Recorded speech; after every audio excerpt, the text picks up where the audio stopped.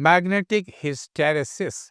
Hysteresis is a phenomenon of lagging behind, means advancing or moving slowly.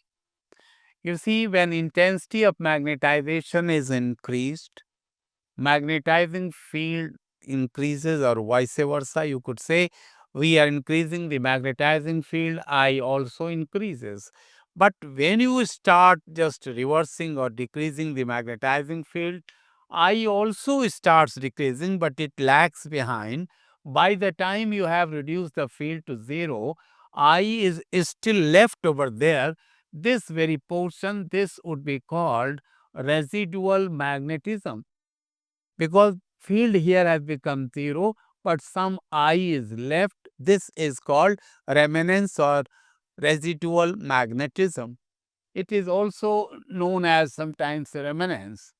Now, in order to make this I equal to zero, what we have to do, we have to apply the magnetizing field in reverse direction.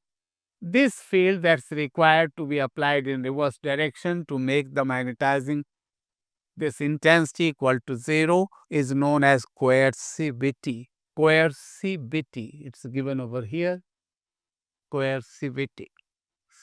Then the area of this loop, you see, you go on increasing field, then decrease. Ultimately, you find one hysteresis loop. Its area is equal to the amount of heat produced per unit volume in the complete cycle of magnetization and demagnetization.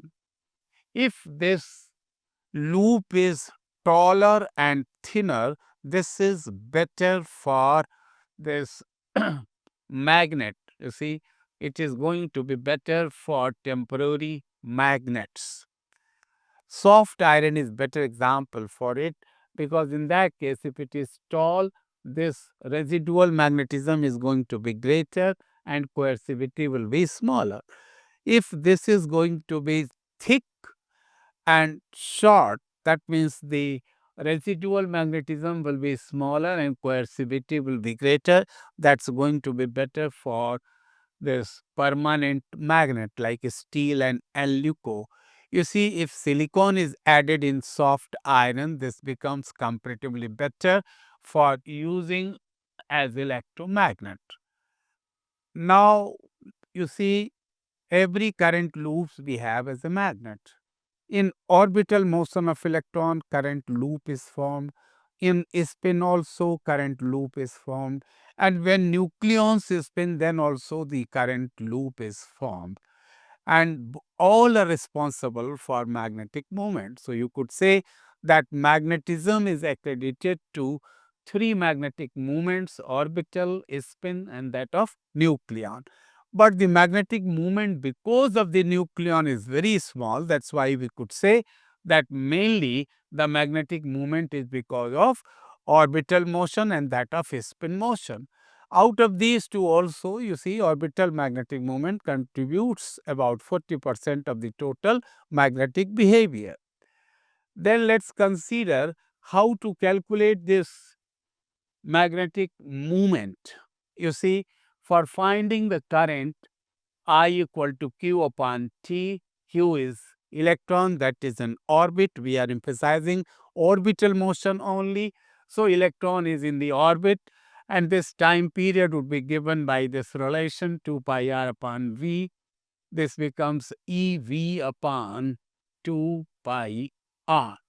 This is I, and you know, magnetic moment for a current coil is given by, in place of I, you'll write this relation, and area, that is pi r square, pi gets cancelled, EVR upon 2, this is the value of magnetic moment. Now, according to quantum theory, Bohr's quantum theory, you know, angular momentum is integral multiple of h upon 2 pi. That way you find VR equal to n h upon 2 pi m. Just replace here, you see, VR by this value nh upon 2 pi m. We will find finally this is E by 2, and in place of VR we are going to write n h upon 2 pi m.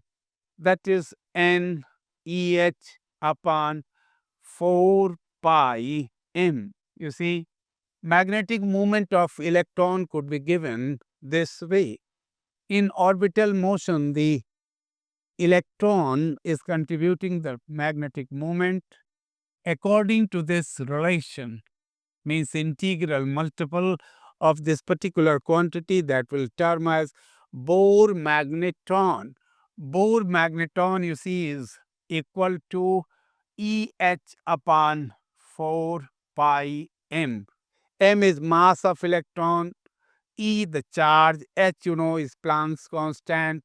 If you put all the values, you'll ultimately find the value of this Bohr magneton equal to 9.27 into 10 to the power minus 24 ampere meter square.